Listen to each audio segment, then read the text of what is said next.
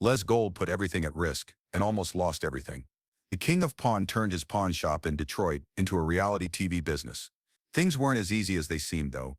Employee betrayals, money problems, and a deal that was so shocking that it was covered all over the world. When Hardcore Pawn stopped airing, his story didn't end. What really happened next is very different from what fans thought would happen. What happened to Les Gold after all these years? Crazy people, big deals, and chaos are what Les Gold used to build Hardcore Pawn.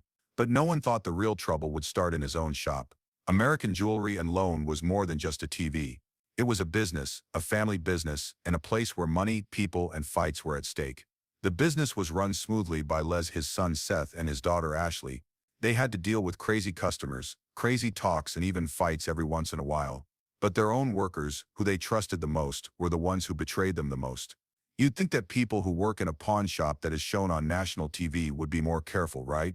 There are security cams all over the place, and the Gold family is watching their every move. Millions of people are also watching. Not really, though. Some workers got too cozy, and one of them was someone Les Gold never thought he would meet. Let us review one of the most important stories in the history of Hardcore Pawn. A trusted worker was found stealing in broad daylight. Not just any worker. Joe is in charge of protection at the shop. Yes, you did hear that right. The person who was supposed to keep the store safe was the one who stole from it. He wasn't just taking a few cheap things here and there. Jewelry worth tens of thousands of dollars has been stolen. Les thought it was a bad idea. It didn't make sense. It was a trap that he set. He left a valuable diamond ring in a certain place, with just enough of it hidden that it looked like it had been forgotten. The ring wasn't there the next morning. Les isn't the type to freak out. He had a feeling that something was wrong, but he needed proof. Because that's what any pawn shop owner would do. He looked at the security video. That's when he saw it. Someone stole jewelry from Joe, who he trusted with his business, his workers, and his family. Over several days, not just once or twice. Let's be honest. Les might have lost it at that point. He had been seeing this person for more than 3 years. Someone who was almost like family. But he didn't lose it. Instead, he was smart. He called the police. It seemed like nothing was wrong, but he made sure Joe stayed in the store. It could have been the hardest part, that it would be weird to talk to someone who just stole from you while acting like nothing was wrong. That's what Les needed to do. This is because Joe would run away if he got worried. Les wasn't going to let that happen. It could have been the hardest part, that Joe went into the shop like he did every other day, not knowing what was there for him. Les was already setting the trap at the same time. The cops showed up. The CCTV video was put on, and Joe knew right away when he was told to go to the back. He was done. But now comes the crazy part. When asked, Joe revealed that he had stolen. He just told the truth. Then things got really crazy. He reached into his pocket and pulled out a bunch of stolen jewelry. More than $77,000 worth of goods. Let's take a break. $77,000. You're not just putting a few rings in your pocket. That's a big steal. He had been doing it for a long time. The police moved right away. Joe was caught right away. One of Les Gold's most valued workers was gone in an instant. But American Jewelry and Loan had an inside job before. In fact, the show showed a much bigger issue. Employees are stealing from Les right in front of him. It wasn't just Joe. There were more. It felt like a punch in the gut every time. Ashley and Seth were very angry. They began to question everyone. Was there something bigger going on behind the scenes? How long had this been going on? Could you trust anyone? I have to tell you that it wasn't easy to work at American Jewelry and Loan. Even though the Golds were very careful, people still found ways to get ahead. Some workers got too used to their jobs. Some people thought they could trick the system. There were cameras on every wall, though, so it was only a matter of time before they were caught. Things get even stranger from here. This wasn't something from TV. This happened in real life. Bobby J., who used to work at Hardcore Pawn, later said in an interview that everything people saw was real. There was no lying about it, no planned drama. These thefts, they really did happen. Bobby said that the shop changed after Joe was caught. It didn't feel right. There was a lot of tension. All of a sudden, every worker felt like they were being watched closely, and to be honest, they were. Take a look. Les Gold had millions of dollars worth of goods in that shop. Things like gold, diamonds, watches, and high-end tech could be taken away in an instant if the wrong person became too greedy. The Golds had seen everything. There were con artists trying to rip people off, angry people over low deals, and even fake police officers trying to rob the store. It was different when the threat came from their own workers, though.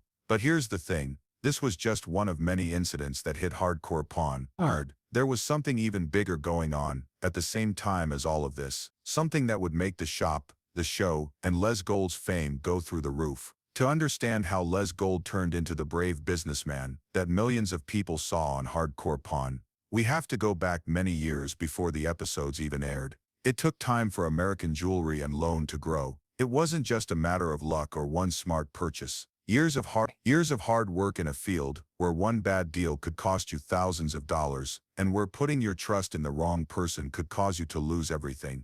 Les learned those lessons early on, and one of them almost killed him. Les worked in his grandfather's pawn shop in 1971, long before he was a TV star. One normal day turned deadly. It was December 31st. Around noon, a thief with a gun stormed into the store. There has always been a lot of risk in pawn shops, especially in big towns like Detroit. They deal in goods like cash, jewelry, gold, and high-end electronics, which is exactly what thieves want. Les had been in trouble before, but this time it got worse in a way that would stay with him forever. Gunshots were heard inside the store. During the chaos of the robbery, a police officer who went to the scene of the crime was shot and killed. The death of another man that day turned what should have been a normal afternoon into a tragedy that Les will never forget. He was there. He saw it take place. After that, he knew that nothing in life was certain. Even though he wasn't hurt physically, everything could be taken away in an instant.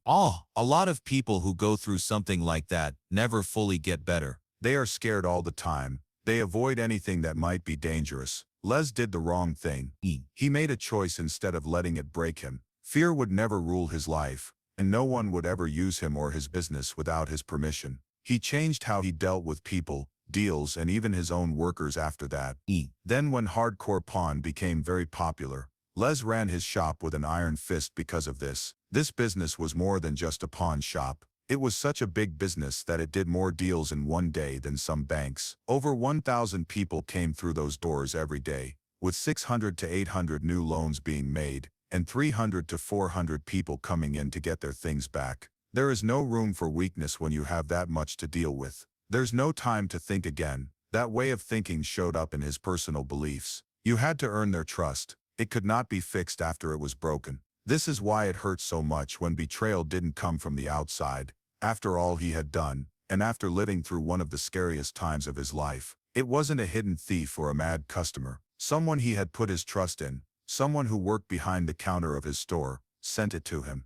Les had always thought that people should be given another chance. He knew things were hard sometimes, and that not everyone had a perfect record. Because of this, he has hired back workers who had quit in questionable situations over the years. Some of them were having problems at home, or had made bad choices, but Les gave them another chance if he thought they were worth it. That was the case with Amy and Rich, two workers whose return to American Jewelry and Loan had already made things tense behind the scenes. Amy had worked there before. She left in a way that made Les doubt her promise, though. She was never seen again after she quit. No notice, no reason, nothing. She was there one day and not there the next. Usually Les would have fired her, but her uncle, who had worked for the company for years and been a faithful worker, asked Les to give her another chance. He agreed even though he knew it wasn't a good idea. Seth, who has always been the more skeptical one, strongly disagreed with the choice, saying it was easy for someone who had already left once to do it again. Rich, on the other hand, had worked for the business for a long time. He had been trained by Les, and at one point he had full faith in his skills. Things changed though over time. Rich began making choices that were not clear-cut, and Les noticed a pattern of behavior that made him feel uneasy. He kept him on, though, because he thought that training and experience would pay off in the end. That's when Les didn't know that these decisions, these second chances, were going to go wrong in ways he didn't expect. People who used to be loyal to the company started taking shortcuts and making choices that put the shop at risk. In some cases, they did things that made Les question everything he had worked for. The worst part, though, it wasn't just bad management or workers not doing their jobs. It had to do with something more dangerous and serious. Les Gold built American Jewelry and Loan into one of the best pawn shops in the country over many years. There was more to it than just buying and selling. It was about getting through. He had seen the business change, risen to every challenge, and grown a single shop into a chain with multiple locations that served over 1,000 customers every day. He was already a star in the pawn world by the time Hardcore Pawn came out in 2010. Of course, fame brought more attention. Behind the scenes, things were getting worse. It wasn't just for TV when Les, Seth, and Ashley fought. In the family, there was a real power fight going on. Seth was driven and always looking for ways to bring the business up to date. He would sometimes make deals without telling his dad about them if he thought it was the right thing to do. Ashley, on the other hand, wasn't as involved in running the shop every day, but when she was, she didn't think twice about challenging her dad and brother. The fights were real. There was real competition between Seth and Ashley, and the family felt like it was about to break up at times. Les never lost control though. He had been through too much to let family problems or betrayals at work get to him. He had lived through an armed theft and seen people lose everything in an instant. He knew that the only way to win in this business was to keep going. After the end of Hardcore Pawn in 2015, he didn't slow down. American Jewelry and Loan was still doing well, and Les and Seth were still running the business together. Even though the show was over, the work wasn't. Les Gold stayed a big name in the loan business, while other reality TV stars went out of style. In the business world, he was still very involved, but not as much on social media as his son. Most of the public-facing work was done by Seth, who often posted updates and broke down famous moments from the show on TikTok, and sometimes having Les join in for his opinion. Les had already made a huge fortune by this point. He owned several businesses, had hundreds of workers, and had millions of dollars worth of goods in stock. His net worth was thought to be around $3.5 million, which was the result of years of hard work and smart business choices. But even though he was successful, rumors began to spread. It had been going on for years that strange online stories said Les Gold had died. People on social media believed these fake death scams, which made fans wonder if their favorite TV pawn shop owner was really dead. All of the time, the rumors turned out to be false. Les was still living and well, and he was still running the business that made him great. As time went on though, the pawn shop began to show something much scarier. It wasn't just about cool items, heated talks, or making sure workers did their jobs. Real survival was what it was all about. American Jewelry and Loan has seen a big change in the kinds of people who come in over the past few years. People who wanted to buy, sell, or get cash quickly had always come to the shop, but Les started to notice a pattern. It was getting harder and harder for people to come in and make money. They didn't sell rare coins, keepsakes, or expensive jewelry to make extra cash. They had to pawn everyday things to make ends meet. In the past, pawn shops were only used when you had to pay for something quickly. Quick cash for a hospital bill, a sudden car repair, or an emergency. Les says that's no longer the case though. People who come to him don't care about next month or even next week. Their main goal is to get through the day. A lot of people come in desperate and pawn their engagement rings, family keepsakes, and even the tools they need to make a living. There's a good reason why Les has always called pawn shop. When people are having trouble with money, pawn shops see the effects long before the big banks do. Right now, what he sees doesn't make things look good. The change is huge at his store 8 miles away. In Detroit, it's now twice as long for people to ask for loans as it was for people to get their things back. This doesn't say as much about what's going on. People can't pay to get their things back. They are pawning their valuables to get by for now, but they can't pay to get them back when the time comes. It's not just Detroit, either. People who work as pawn shops all over the country agree with Les. People are bringing in technology, tools, and even clothes that wouldn't have been allowed to be pawned 10 years ago. On the surface, the economy may look steady, but for millions of Americans, this change affects each individual and the business as a whole. Pawn shops have traditionally found a balance between lending money and selling items. There is an unbalance though, because more people are pawning and fewer are buying. More things than ever are being held by stores like American Jewelry and Loan while they wait for. The market for used cars has slowed down. Loans are still a steady way to make money, but they also come with some risks. In spite of everything, Les keeps doing what he's always done. He adapts. In the past, he has dealt with economic downturns, but this time he sees something different. There's more to it than just a slump or rising prices. The way people live their life is about to change in a big way. For short-term needs, they aren't going to junk shop. They are clinging to them for dear life. Then there are the stories that make everyone remember why Serious Pawn became so popular in the first place. These are the strange, surprising, and sometimes unbelievable things that come through the door. Les has seen a lot of different things over the years, from old artifacts to fancy sports cars.